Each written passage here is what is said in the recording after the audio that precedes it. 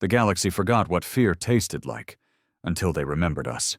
It's been 50,000 years since the last non-human ship tried to enter our space. 50,000 years since the screams of dying fleets echoed across the stars, since the last desperate alien begged for mercy that never came. They called it the Line of Silence now, a jagged border of shattered moons and dead outposts that circled what used to be Earth's territory. Not one probe had returned from beyond it, not one scout ship, no ambassador, no drone, no one dared step over it, not anymore. But they remember. They whisper stories of the humans, monsters in flesh, creatures that built machines so advanced they made gods jealous, and then turned them into weapons. Species after species banded together, hoping to wipe us out. A grand coalition, they called it. Dozens of empires, hundreds of fleets, all marching toward Earth to tame the beasts they believed were too wild for peace. They were wrong. I wasn't alive when it happened, of course. No one was. But we feel the echo, the way they look at our direction in the stars and flinch, the way their legends start with, "Back when the humans still roamed." They don't talk about what happened on the edge of Sewell, not out loud. But the memory, it's carved into the bone of every alien child. Mothers warn their offspring to behave, or the humans will come back. Some of the older races still hold rituals on the anniversary of the last offensive, an entire galaxy remembering one mistake, crossing into human space. Me? I'm a scavenger. Name's Cade. Mid-40s, pilot of a rusted war husk named Grinder, held together by tape, anger, and a reactor that should have melted my spine by now. I don't buy into legends. I believe in salvage, credits, and staying one step ahead of the syndicates. But I also know one thing. Don't go near the line. Not unless you're suicidal or stupid. Unfortunately, my brother was both. He died 2 weeks ago chasing a myth, some old Terran tech floating just beyond the line. He thought it was worth the risk. Thought maybe he'd get rich, maybe even open the gates to something the galaxy hadn't seen in eons. Instead, I got a message with no voice, just coordinates, and his ID beacon blinking on repeat. I should have deleted it, but I didn't. Because I'm not just a scavenger, I'm his big brother. And I don't care if every alien in the galaxy pisses themselves thinking about what's past that line. I'm going in. And if they're right, if the legends are true, then the galaxy better pray we never come back. The moment Grinder shuddered past the unmarked border of human space, every warning light on my console lit up.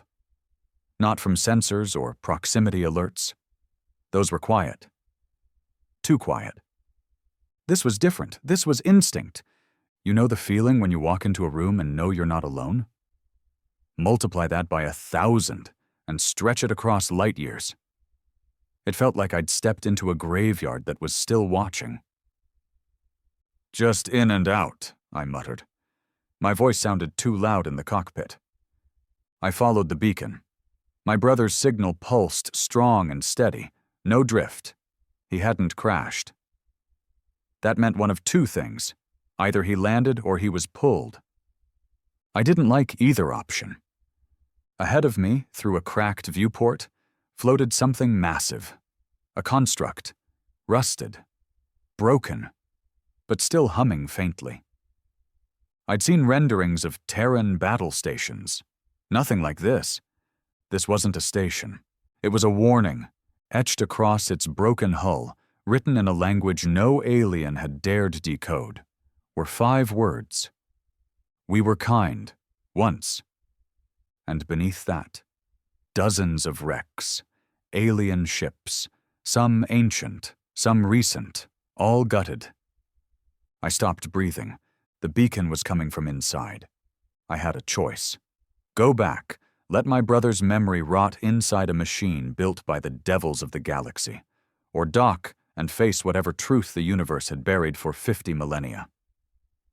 I hit the thrusters. The world didn't end. But something else started. The docking clamps locked with a hiss that echoed through Grinder's hull like a dying breath. The external seals matched perfectly, as if the ancient construct was waiting for me, or maybe for anyone foolish enough to ignore the whispers and come inside. I stood up from the pilot's chair, flexing stiff fingers that had been clenched too tight on the controls for too long. My body ached from the tension. My mind? Worse. The deeper I got into human space, the heavier the air felt. Not just in the ship, in my lungs, my blood. I strapped my sidearm onto my hip, ran diagnostics on my EVA suit, and flicked the helmet into place. Pressure green, oxygen green, mental stability, red.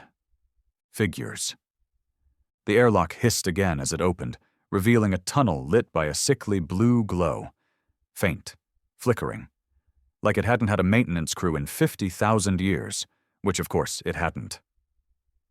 I stepped forward, each boot striking the old metal with a hollow clang. The moment I crossed the threshold, Grinder's systems stuttered. Lights blinked, power flickered, and for the first time since I'd stolen the bastard, she went completely dark. Dead silence. Only my breathing filled the comms. "Come on, girl," I murmured, tapping the side of my helmet.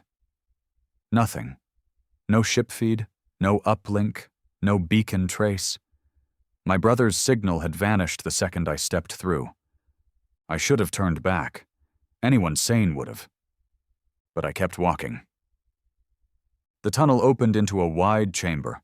Not a hangar, not a bay. Something else. A place for ceremony, maybe, or war. The walls were lined with weapons, not mounted but embedded. Old rifles, melted armor, even bones. Human bones.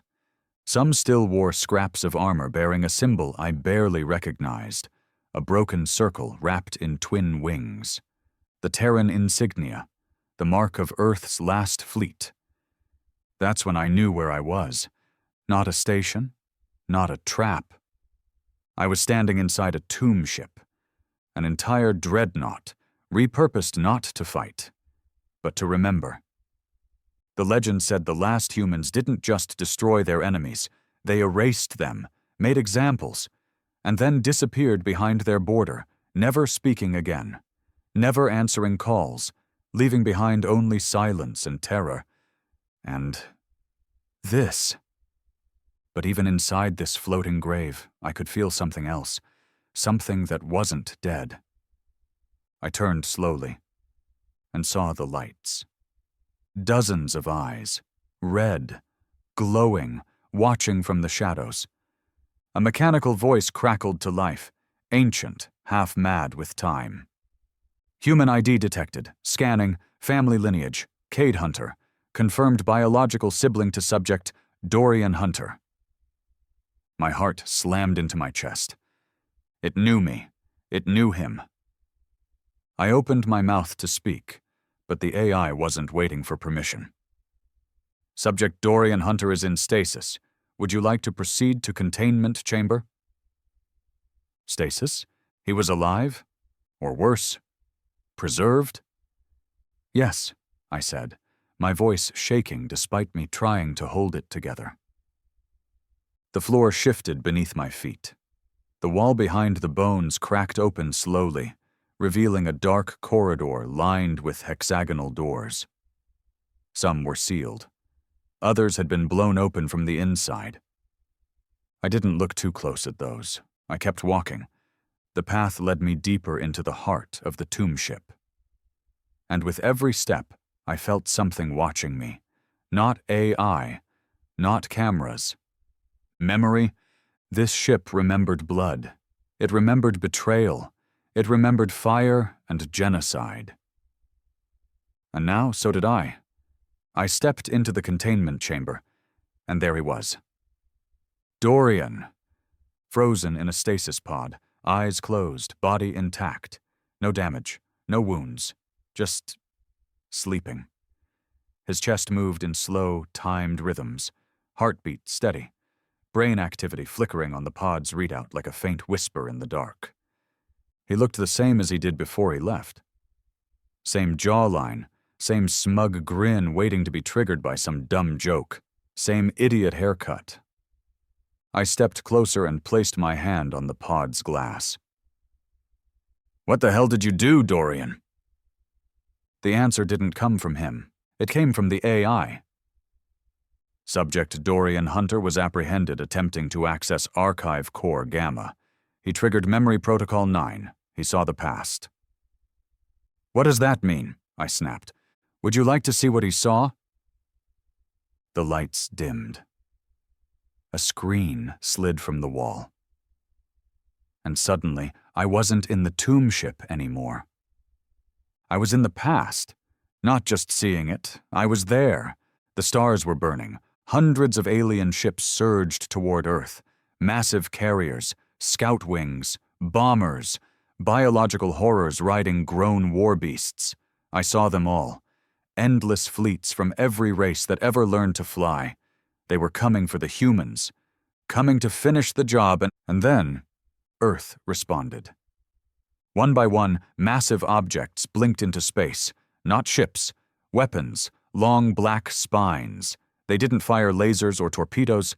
They pulsed once, and entire fleets vanished. Gone. No debris, no explosion. Just emptied. Then came the screams. From within the alien ships, from inside their minds. Something was inside them, breaking them. I saw captains claw their faces off, generals babbling in tongues. I saw a seven-eyed emperor blind himself with a blade just to make it stop. And over it all, a voice. A human voice, deep and raw, speaking one sentence across every channel, in every language, in every mind. You asked what makes us dangerous. The answer is that we remember everything you've done. They didn't just fight the invaders. They showed them everything, every genocide, every betrayal, every child that died screaming in the dirt. Then they sent the memories back, and they watched the galaxy fall apart. The feed cut. I dropped to my knees, gasping. Vomit splattered across the floor of the containment chamber. I couldn't breathe, couldn't think. That wasn't war. That was vengeance on a scale I couldn't begin to comprehend. "You broke them," I whispered. "You didn't kill them. You made them remember." And I understood then why they never came back. The galaxy hadn't forgotten because it was scared of weapons. It had forgotten because humans forced it to remember itself. Its worst crimes, its deepest horrors. Humanity weaponized truth, and it worked. "Would you like to awaken Subject Dorian Hunter?" The AI's voice snapped me back. I stood, wiping my mouth. "Yeah," I croaked. "Open the pod." Steam hissed. Lights flickered. His eyelids twitched. And Dorian sat up, eyes wild. "Cade?" he rasped. "You're not supposed to be here." "Yeah, no shit." "I triggered the archive," he said. "They showed me everything." I saw it, too. Dorian looked down at his hands, shaking. I thought it was just legends. But it's real, all of it. We weren't just dangerous. We were right. They came for us, tried to erase us, and we made damn sure they never forgot." I nodded slowly. "They'll know we're here now, Dorian. We crossed the line. They'll feel it." "I know," he whispered. "It's time they remembered what fear feels like." We looked at each other. Brothers, scavengers, nobodies. But we carried something the galaxy had tried to bury. The legacy of a species that never forgot. And maybe it was time we reminded the stars who we really were. The moment Dorian's pod unlocked, the temperature in the chamber dropped by several degrees. The air inside that ancient dreadnought felt heavier, denser. Not because of anything mechanical, but because something had noticed. Something old, something human. I helped him out of the pod. His legs shook under him, skin pale from stasis. He leaned on me, and for a few seconds, we were just brothers again. Nothing more than blood and bad decisions. But the hum of the ship changed. The tomb ship had gone quiet before. Now it listened. "Cade," Dorian said, his voice still hoarse. "This place, it's not just a memory vault, it's a trigger." "For what?"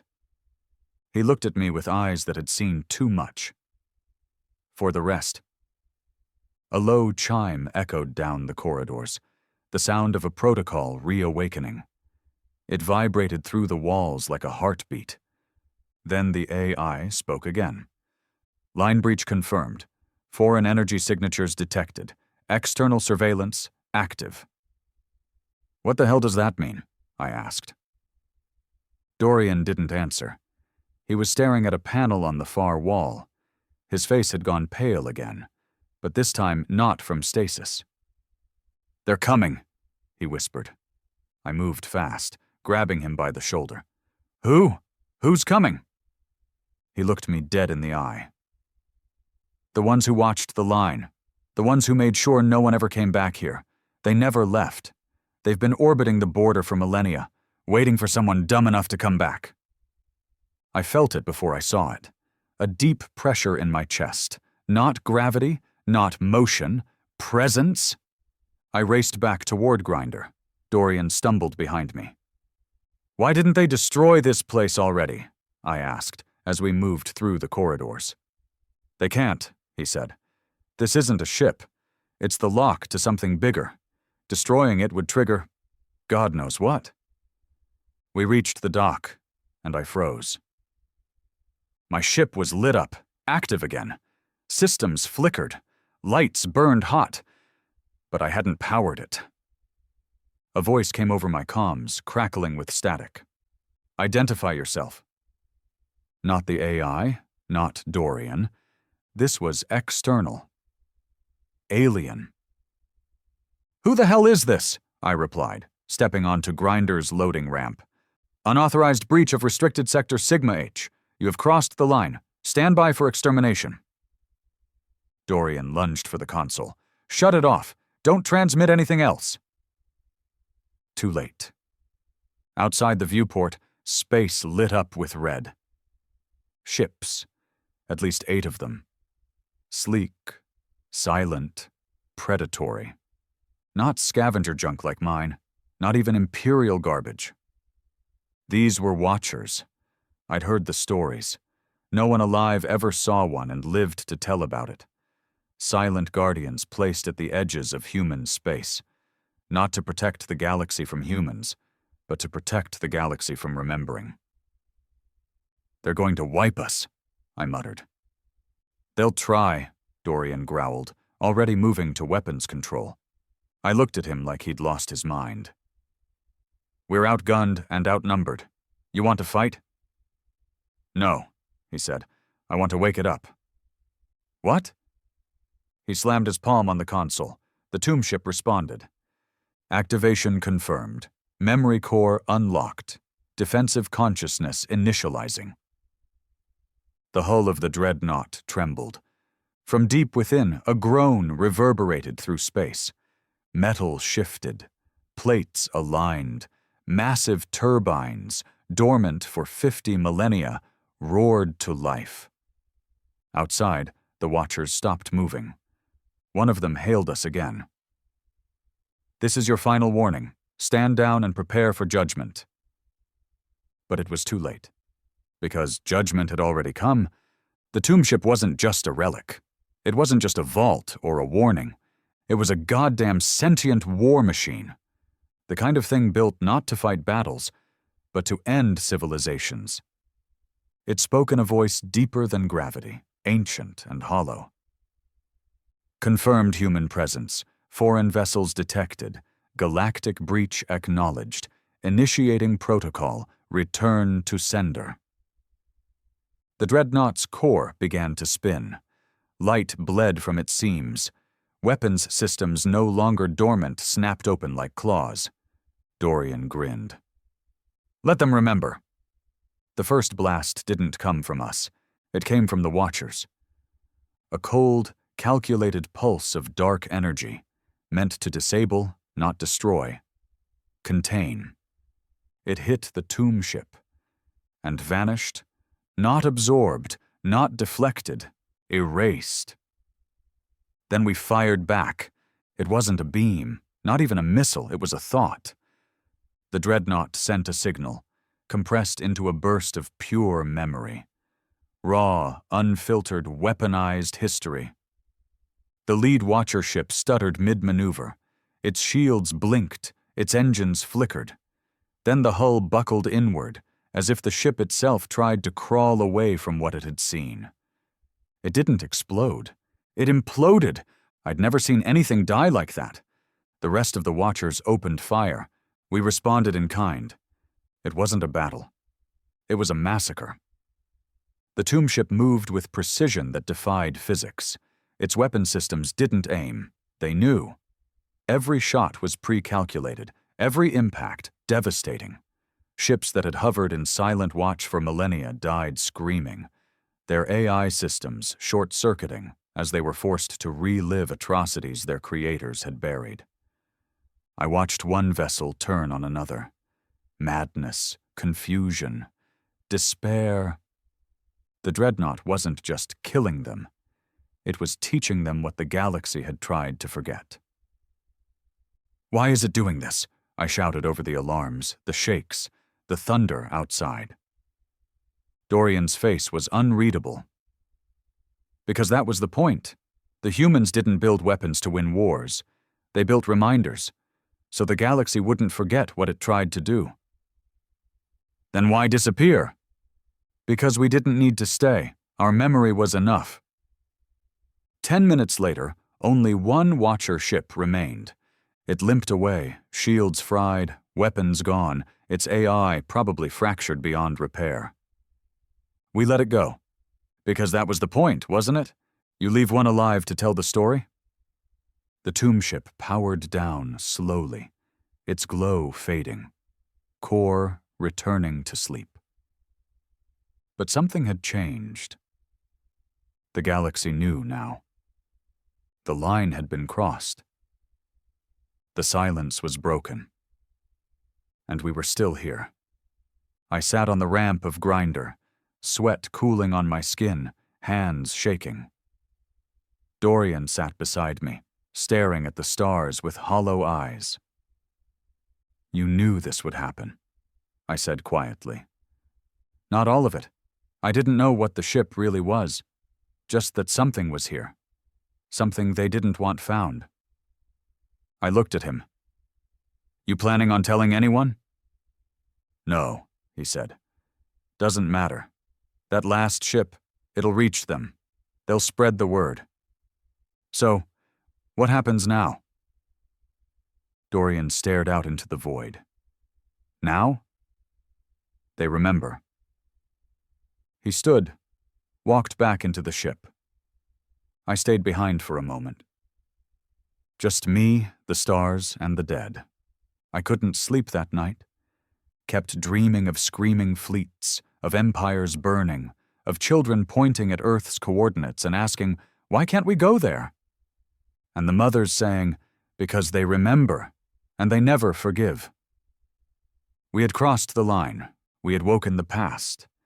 And now the galaxy would feel what fear really was again. The Galactic Council Chamber hadn't heard silence like this in centuries. Not the thick, strategic kind that comes before a vote, but the kind that crawls under your skin and nests there.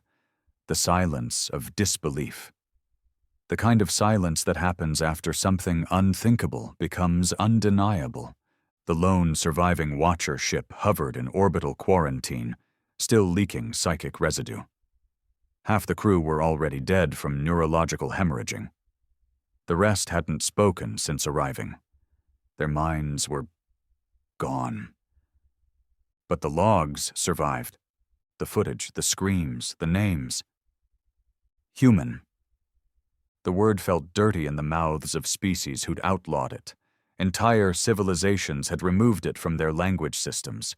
History curriculums described the Terran War like a footnote, a regrettable encounter with primitives. Except primitives didn't vaporize 10,000 ships in a single breath. They didn't create weapons that attacked your soul instead of your ship. They didn't remember like humans did, and now the galaxy did too. The chair speaker of the council, a reptilian creature with half-lidded golden eyes and a voice like sand over glass, spoke first. We confirm the breach of the line. The data provided by Watcher Vessel 8G is authentic.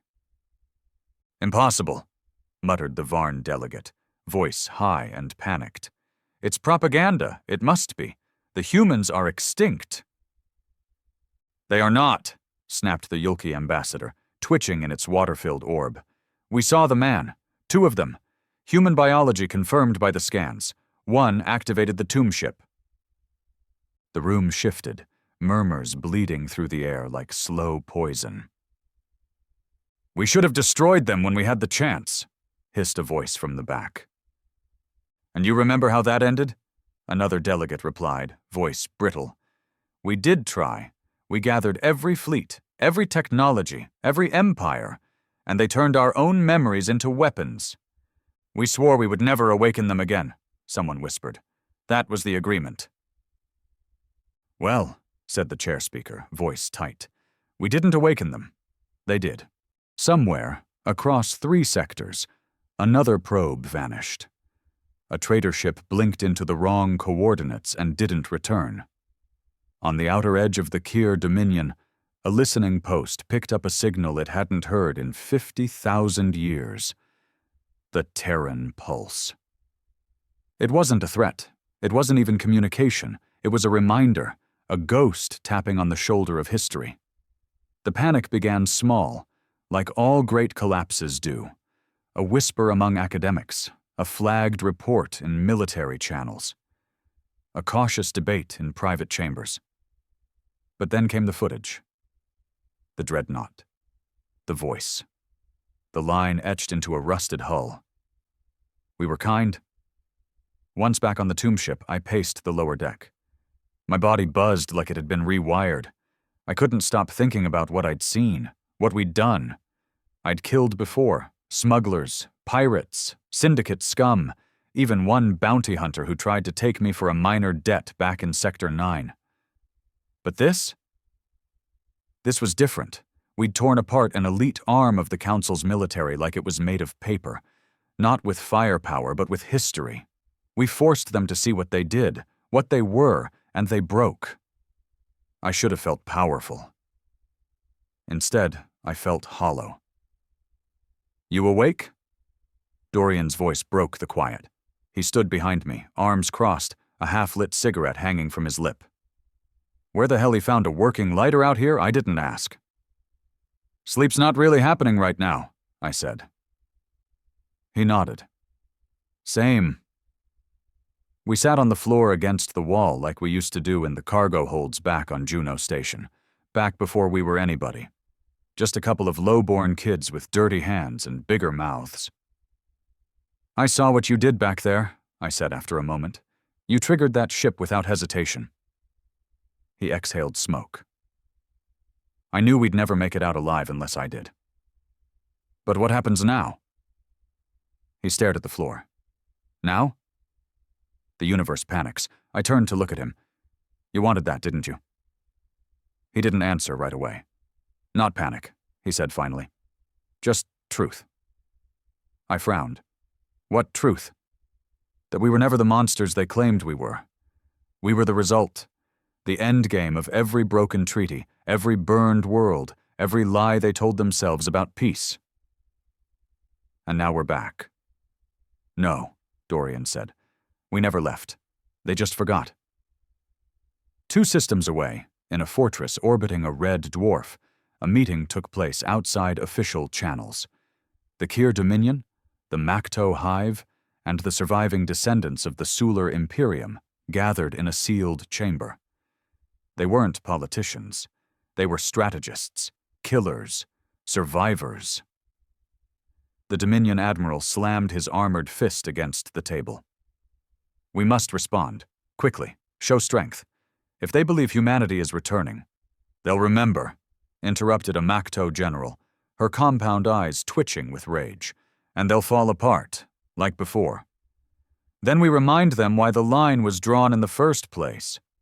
We need a weapon, said the Suler voice, thin, calculating. Something not built from machines, something that doesn't remember. What are you suggesting? The general looked around and smiled. There are still things older than humans. On the tomb ship, the AI spoke again. Probes detected, triangulating signal origin. Energy buildup in Sector Q4 Alpha. Dorian and I looked at each other. They're not waiting, he muttered. They're mobilizing? He nodded grimly. No question. I leaned forward. Can this ship fight again? It never stopped. That scared me more than anything else, because if the tomb ship was just a lock, I was starting to wonder what the key was. We powered up Grinder again. She hummed with new energy, like the tomb ship had fed her some of its old fire. My controls responded smoother. My jump drives read clearer. Systems that used to glitch every 5 seconds now moved like clockwork. Dorian noticed it, too. You feel that? Yeah. This ship's changed. So have we, I said. The stars outside had lost their peace. Even from here, you could feel it, like a storm building far away. Ships were moving. Empires were shuffling their cards. Someone, somewhere, had reactivated contingency protocols written by the dead. We didn't have long. I brought up the map. What now? I asked. Dorian pointed at the core systems. We go to the council. My jaw clenched. You serious? We walk into their fortress. We show them who we are. And we tell them, the silence is over. They don't get to forget anymore. They'll try to kill us. Probably. But? He lit another cigarette. But they'll listen, even if they pretend not to. Then what? He looked at me with a grin that hadn't changed since we were 10. Then we wake the rest. Because the truth is this. The galaxy didn't just fear human weapons. It feared human pain, because no one in the stars knew how to turn memory into fire the way we did. No one could take heartbreak, betrayal, extinction, and make it beautiful. We were gone for 50,000 years, and all it took was one step across the line to remind them. We never left. Council space was supposed to be the safest place in the galaxy. In theory, you didn't just fly into the central systems without clearance, especially not in a ship carrying 2 human signatures and the technological residue of a weaponized relic like the tomb ship.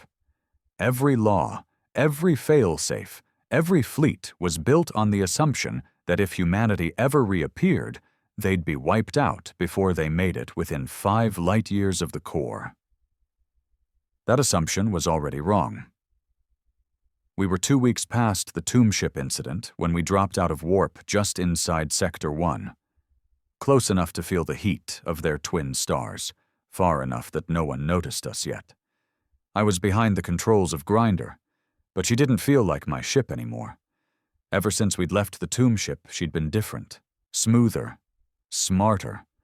Like the dreadnought had whispered secrets into her frame, rewired her under the hood. Her drive core hummed at half the decibels it used to. Her scans picked up objects before I even requested them. And deep in the code, I found strings that hadn't been there before. Strings that responded to my voice. Terran code. Old. Elegant. Brutal. Dorian sat in the co-pilot seat, silent. His jaw was clenched, eyes locked on the incoming security grid. We were 5 minutes out from the first satellite checkpoint. I hope you've got a plan, I said. I do. Is it the kind that doesn't get us atomized on entry? No, he said without even a hint of humor. It's the kind that gets us heard. The Council's defensive grid pinged us the moment we passed the outlying marker. A robotic voice came over the comms. Sterile, formal, cold. Unregistered vessel approaching Council airspace. State purpose and identification. I looked at Dorian. He didn't hesitate. Play it. I hit the file. The ship broadcast a short burst of encrypted data. Council format. Proper compression. It was clean. Too clean. Where the hell did you get that? He shrugged. Tombship had a lot of things. There was a pause. Then the voice came back. Transmission received. Proceed to port 12. Do not deviate. Do not power weapons. Do not transmit further. We both exhaled. They bought it, I said. For now. Port 12 was no ordinary station. It hovered above the Council's shadow world, Virion, a place where politics rotted and decisions were made far from the cameras. When we landed, we weren't greeted with diplomats. We were met by soldiers. Black armor, full masks, no insignias, weapons drawn but not raised. 6 of them, surrounding the ramp. One stepped forward. Exit the ship. No sudden movements. If you're who you claim to be, you'll live through the day. Dorian raised his hands and walked out first. I followed, every muscle in my body screaming to move differently. They scanned us. Blood, retinas, bones. They knew what we were now. One of them spoke into a comms link. Confirmed. Subject designation. Human. We were escorted, not to prison, not to an interrogation booth, but to a chamber that hadn't been used in over 50,000 years. The memory room. Carved from black stone, walls embedded with screens that didn't power on, a ring of chairs designed for species long extinct, one seat in the center, human-sized. They made me sit in it. Then they waited. And the Council arrived. Not in robes, not in chains of office. They came in war gear. Their faces showed what their pride wouldn't let them say aloud. They were afraid. The chair speaker stepped forward. The same golden-eyed creature who'd declared humanity extinct 5 millennia ago. You shouldn't be here, it said. Neither should you, I replied. You were supposed to remember. Its eyes narrowed. You activated a memory weapon. You killed Watchers. You breached the line. After you left my brother for dead, I snapped. You were warned. No, Dorian said, stepping forward. You were warned, and you forgot. He pulled a data shard from his jacket and tossed it on the table. The nearest delegate flinched, like it might explode. Everything's on there, Dorian said. Your fleets, your lies, you're dead. We erased that history for a reason. And now it's coming back, he growled. Because you tried to bury us, the Council murmured. The chair speaker's voice turned cold. What do you want? Dorian stared at him with the same calm rage I saw back on the tomb ship. We want the galaxy to remember what it is. The room fell quiet. I leaned forward. You're scared. I get it. So were we. You didn't start the war because we were dangerous. You started it because we didn't need you. We advanced faster, built stronger, thought deeper. You were chaotic, unstable. We were human, and that scared you more than anything else. Another delegate stood, Suler bloodline, his voice sharp and filled with venom. What are you threatening us with? Nothing, Dorian said. We don't need to. You saw what the tomb ship did. One relic, half dead, half forgotten, and it brought your Watchers to their knees. He stepped forward. Now imagine how many are still out there. They stared at us, some in disbelief, others in dawning horror. We never came to conquer, I said. We came to survive. You turned us into monsters. Now, you get to live with the consequences. That night we were detained, not imprisoned, but contained. A quiet room in one of the secure towers, far above the city. Dorian looked out over the skyline. Ships moved in tight formations, not civilian traffic, military, rapid mobilization. "They don't believe us," I said. "No," he said, "but they do fear us. That's enough for now." "And if they come after us?" He turned to me, lit another cigarette. "Then we light the fuse." But the Council wasn't the only force moving.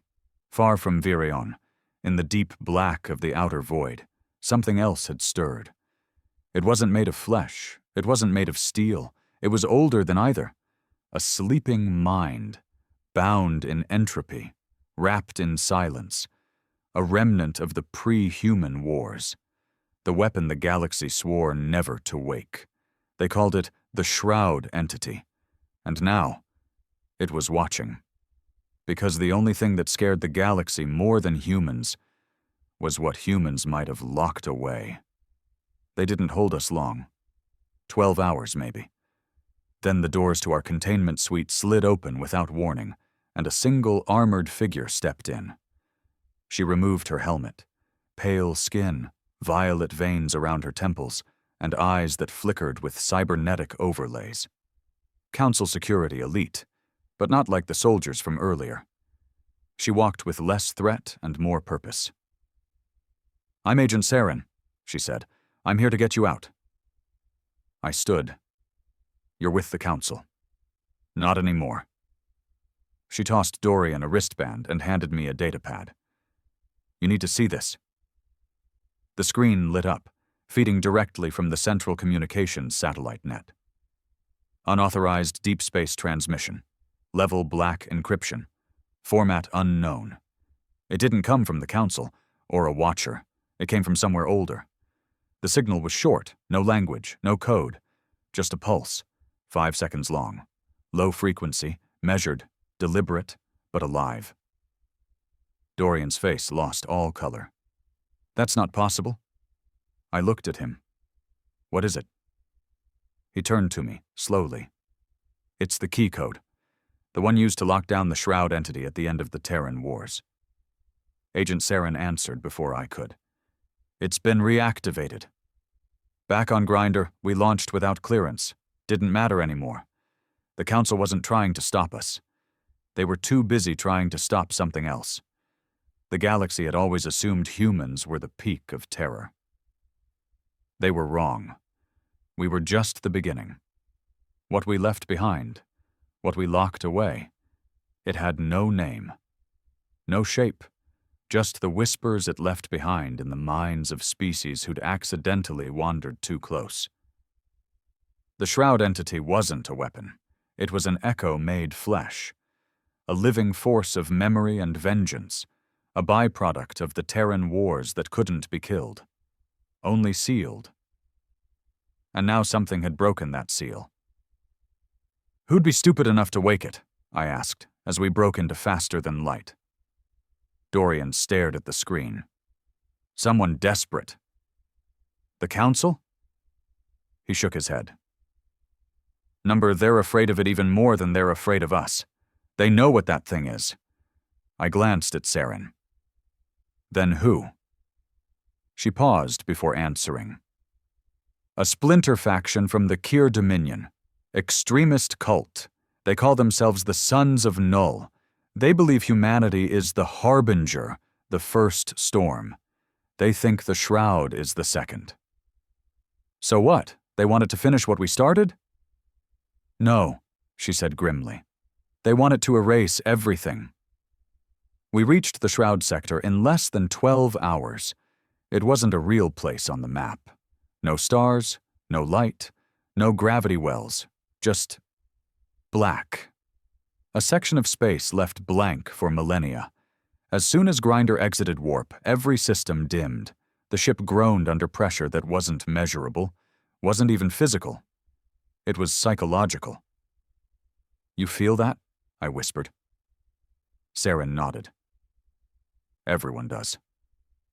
First time I came near this sector, one of our crew shoved a spanner into his ear to make the noise stop. I tightened my grip on the controls. The black stretched on forever, and then, out of nothing, movement. Not a ship, not a beacon, not a construct, a shape, writhing, unformed, as if the void itself was coalescing into sentience. Lights flickered across Grinder's panels. Words appeared where no one typed. You return. Dorian stepped forward, voice shaking. It knows us. You were chaotic, unstable. We were human, and that scared you more than anything else. Another delegate stood. Suler bloodline, his voice sharp and filled with venom. What are you threatening us with? Nothing, Dorian said. We don't need to. You saw what the tomb ship did. One relic, half dead, half forgotten, and it brought your watchers to their knees. He stepped forward. Now imagine how many are still out there. They stared at us, some in disbelief, others in dawning horror. We never came to conquer, I said. We came to survive.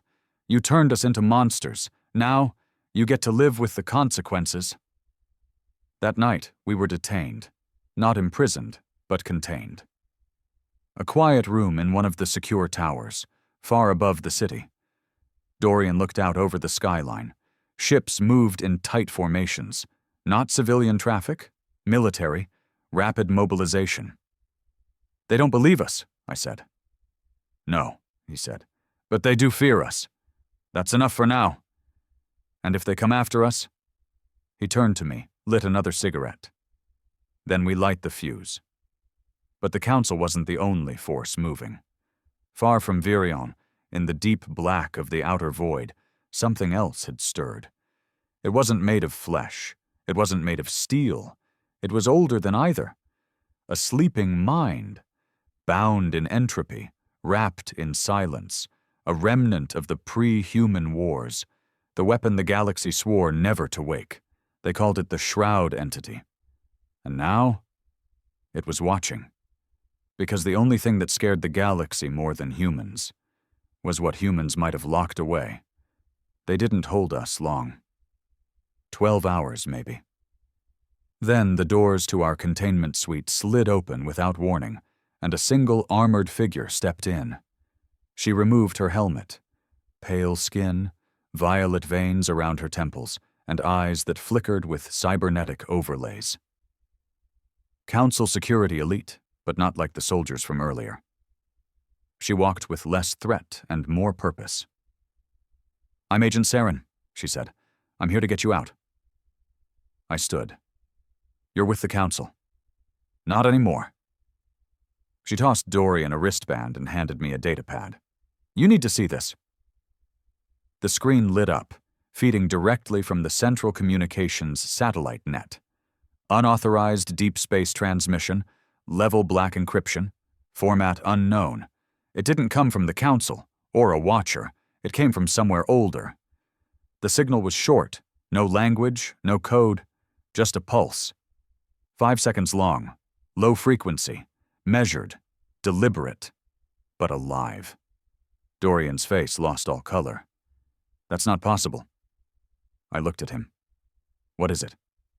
He turned to me, slowly. It's the key code, the one used to lock down the Shroud entity at the end of the Terran Wars. Agent Saren answered before I could. It's been reactivated. Back on Grinder, we launched without clearance. Didn't matter anymore. The Council wasn't trying to stop us. They were too busy trying to stop something else. The galaxy had always assumed humans were the peak of terror. They were wrong. We were just the beginning. What we left behind, what we locked away, it had no name, no shape, just the whispers it left behind in the minds of species who'd accidentally wandered too close. The Shroud entity wasn't a weapon. It was an echo made flesh, a living force of memory and vengeance, a byproduct of the Terran Wars that couldn't be killed, only sealed. And now something had broken that seal. Who'd be stupid enough to wake it? I asked as we broke into faster than light. Dorian stared at the screen. Someone desperate. The Council? He shook his head. Number, they're afraid of it even more than they're afraid of us. They know what that thing is. I glanced at Saren. Then who? She paused before answering. A splinter faction from the Kier Dominion. Extremist cult. They call themselves the Sons of Null. They believe humanity is the harbinger, the first storm. They think the shroud is the second. So what? They wanted to finish what we started? No, she said grimly. They wanted to erase everything. We reached the shroud sector in less than 12 hours. It wasn't a real place on the map. No stars, no light, no gravity wells, just black.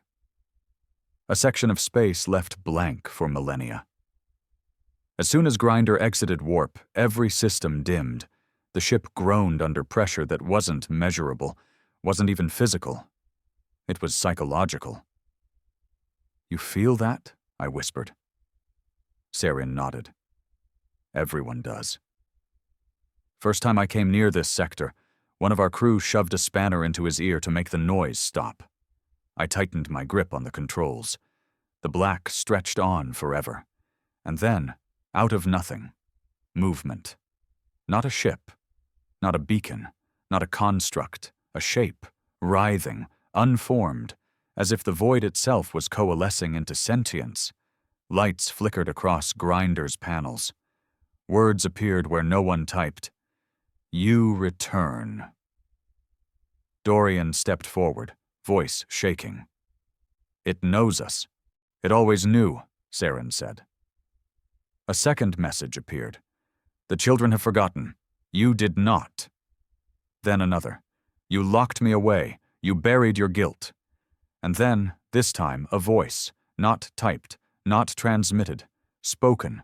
Inside our heads, 1,000 voices, 1,000,000 memories. A weight of pain and horror poured into us like molten iron. I screamed. Dorian dropped to one knee. Saren convulsed. Then it stopped, and a shape formed in front of the ship, a being of light and shadow, neither solid nor gas, eyes everywhere, none at all, the shroud. And it remembered. I don't know how long we hovered there. Could have been seconds, could have been hours, but eventually the ship stabilized. Our minds cleared just enough to function. And the shroud spoke again. This time, not pain, not rage, but clarity. Why did you return? Dorian stood, swaying, eyes glassy. Because they've awakened you. They cannot. He looked confused. But the signal? They cannot. You did. I felt the weight shift, and suddenly I knew. We hadn't stumbled into a reactivation. We were the reactivation, us stepping across the line, waking the tomb ship, triggering the memory cores. It hadn't just alerted the galaxy. It had whispered to the entity, and it woke up. Not because it was freed, but because we came home. The shroud shifted form, briefly. For one terrible second, it took on a shape I recognized. My father. Dead 10 years. I gasped. Then it changed again. An old friend, a dead lover, a man I once killed in self-defense, a face from every memory that hurt too much to remember. You see that? I whispered. Dorian nodded. It's feeding off us. Saren clutched the wall. It doesn't just remember, it is memory. And then came the last truth, the one none of us were ready for. You are not the last. What? I asked aloud, but the being vanished. The screen blinked once more. 7 more, scattered, waiting, buried. And beneath that, coordinates. 7 sets, 7 relics, 7 tomb ships, not 1, 7. Each housing pieces of the shroud, pieces of us. We jumped back to known space, silent the entire trip. When we arrived, the stars had changed. Every major fleet was on the move. The Council's core world was under martial law, and one message played on every screen, in every language, across every channel. A warning. Broadcast from a hidden world in the Dominion, from the Sons of Null. Their leader stood hooded in red, his face obscured, and he said 4 words that would burn the galaxy's nerves raw. The humans have returned. And in the shadows, on forgotten planets, in the minds of sleeping AIs and sealed vaults, The old ghosts stirred. Because the shroud was never alone, and neither were we. We landed on the first world under a sky that had forgotten how to breathe. No wind, no birds, no movement. Just a horizon stretched too wide and too quiet, like the planet itself was waiting to be remembered.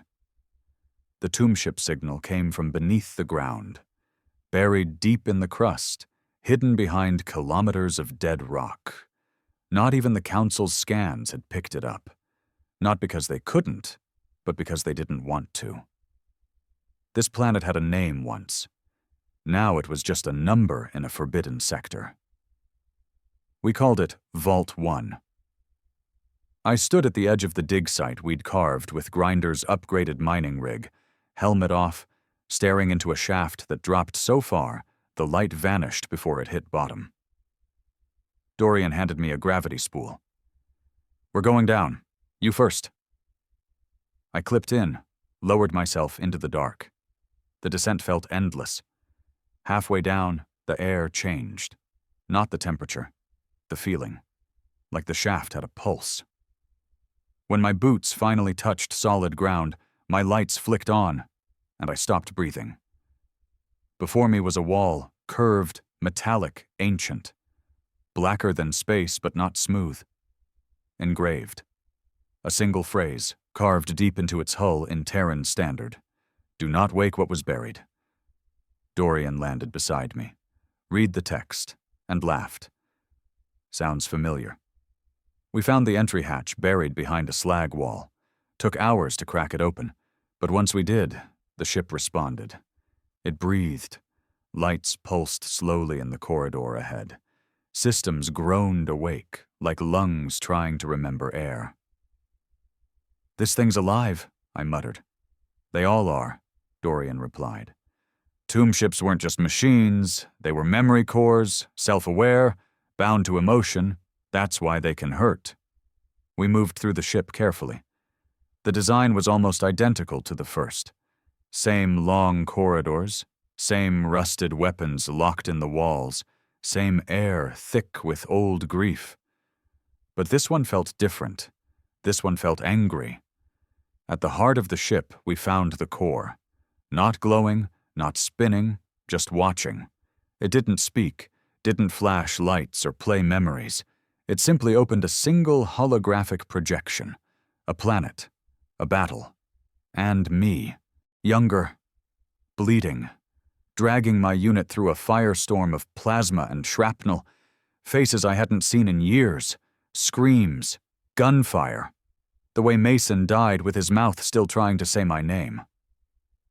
Dorian saw it, too. "What the hell is this?" I whispered. "It's your memory." But that was never recorded. He didn't look at me when he said it. "They don't need records, Cade. The tomb ships pull from us, our pain, our guilt. That's what powers them. You're telling me I fuel this thing?" Dorian nodded. "Then what powers the other 6? He didn't answer. The ship unlocked a cache once the memory ended. Data, coordinates, weapons, and something else. A fragment, not physical, a digital echo, a part of the shroud. It spoke once, soft, like a whisper through broken glass. First echo reclaimed, and then it disappeared into Grinder's core. Our ship pulsed once, systems fluttered, then stabilized. "You feel that?" Dorian asked. I nodded. "She's stronger now." "One down," he said. 6 more to go." But before we left, the tomb ship gave us something else. A warning. The forward screen lit up with 7 emblems, each one unknown to me. Ancient houses, dead orders. Except one. The last one. I'd seen it before, etched into the blade of a bounty hunter who tried to take me out back on the rim. The Black Sun Order. "Looks like we're not the only ones hunting," Dorian muttered. I felt it too. We hadn't just reactivated the shroud. We'd started a race. 2 jumps later, we found the first trace of them. Burned wreckage in the orbit of a long-dead gas giant. A salvage ship, torn apart by something with precision and hatred. The logs were corrupted, but the final entry survived. Audio only. They knew we were coming. They weren't alive. No blood, just masks. Eyes like mirrors. We told them we were just scavengers. They said all thieves must pay. And then… Silence. Dorian shut it off. They're killing anyone who gets close. We expected that. No, he said. This is different. The Black Sun weren't always like this. They used to be mercenaries. Killers, sure, but rational. This isn't about money anymore. This is about control. I turned toward the map, plotted the next coordinate, a system called Gershal, uninhabited, dead. But the shroud fragment was buried beneath its polar ice. We jumped, and the war began. When we entered orbit, the system was already on fire. 3 Black Sun cruisers hovered in low atmosphere, their engines bleeding smoke into the sky. Below, ground teams dug furiously into the ice. They were close. Too close. I didn't ask for permission. I fired the upgraded cannons. 2 shots. 1 cruiser ripped in half. The others turned skyward like beasts awakened. "Hold on!" I shouted as we dove toward the surface. Dorian grinned, locking in weapon systems. "Time to remind them who we are." The battle was ugly, not coordinated warfare, just raw violence. Their ships had better armor. Ours had something else. Memory. The first tomb ship fragment nested inside Grinder changed her. The targeting systems reacted to fear, to intention. They predicted enemy moves not through algorithms, but through instinct. We didn't fire where they were. We fired where they were about to be. 1 Black Sun ship went down hard. The other fled. Cowards.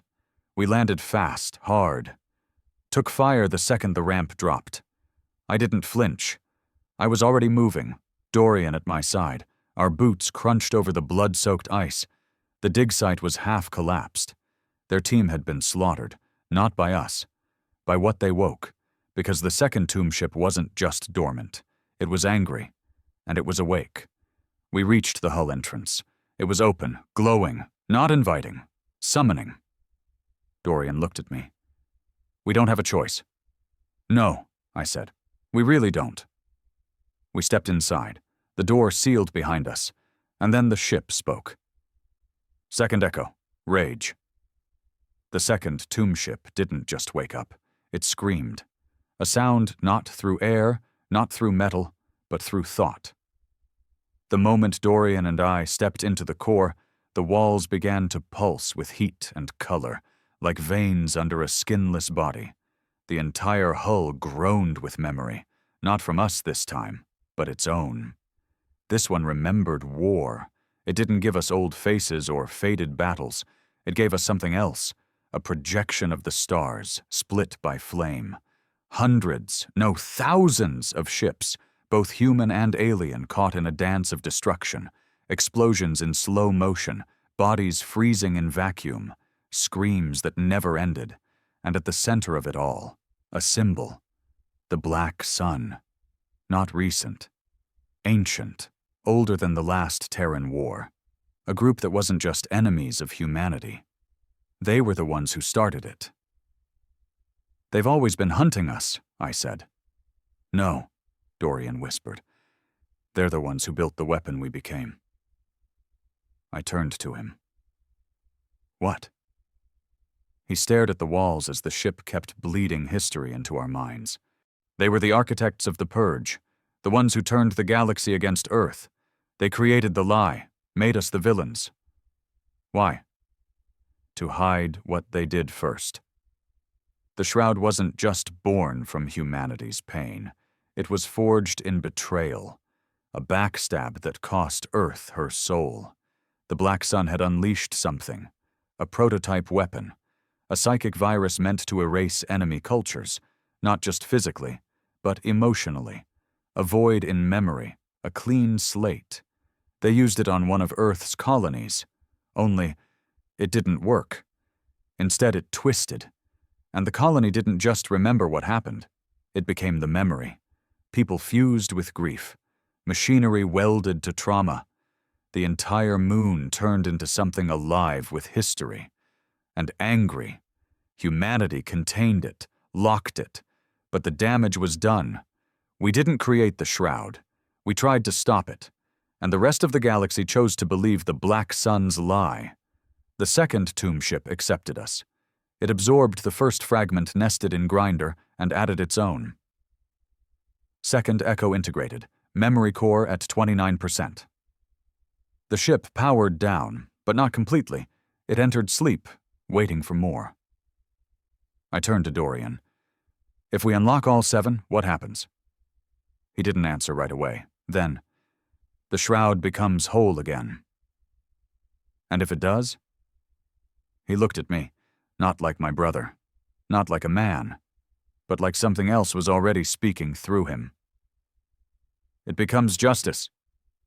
We returned to orbit, Grinder burning hotter than before. She wasn't a ship now. She was a part of something much bigger. The shroud was bleeding into her systems, into us. And the galaxy noticed, because waiting for us in orbit wasn't one ship. It was a fleet. The Black Sun had arrived. They didn't fire right away. No, they hailed us. A voice came through, chilled and hollow, not synthetic, not alive, something in between. We warned you. Now you remember. Dorian stepped forward. And now so do you. A pause. Return the fragments. He laughed. You're afraid. Afraid of history repeating. No, Dorian said. You're afraid it never stopped. They opened fire first, and we answered. Only this time, we weren't just 2 brothers in a rusty ship. We were the tomb. Grinder moved like a god possessed. Her hull shimmered with reactive memory plating, Terran tech that predicted incoming blasts and turned them against their source. Their first salvo missed. Ours didn't. One destroyer shattered under a concussive memory burst, a weapon we hadn't activated, but that the ship chose for us. It was like flying inside something that knew how to hate. And then the shroud spoke again. Not through the ship, through us. Pain is not the enemy. Pain is the proof. I could feel it in my bones now, the connection. Deeper than implants, stronger than genetics. I wasn't just descended from Earth, I was carrying it inside me. One by one, the Black Sun ships fell. Not to lasers, not to torpedoes, but to truth. Their systems failed as the ship broadcast fragments of history into their cores. Some crashed, others turned on each other. One simply froze, floating dead in the dark, its crew sobbing from memories not their own. But one survived. Their flagship. And it ran. Not out of strategy, but out of fear.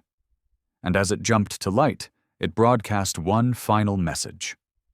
They've found the 3rd. Mobilize all sectors. The shroud is returning. We sat in the silence after battle, Grinder healing herself. Dorian didn't speak for a long time. When he finally did, he said something I didn't expect. I don't think we're coming back from this. You mean alive? No, he said. I mean at all. I didn't argue, because I felt it too. We weren't just waking ships. We were becoming something else. Every step deeper pulled us further from who we used to be, but I didn't care, because for the first time I understood. They didn't fear our weapons. They feared our memory. The last coordinates glowed on the console. 6 more tombs, each with its own piece of the shroud, each guarded, each waiting for the bloodline to return. I looked at Dorian. What happens when we reach the last one? He didn't smile, didn't blink. He just said, then they remember everything. For 50,000 years, no one crossed into human space. Now human space is crossing into them, and the galaxy will never forget again.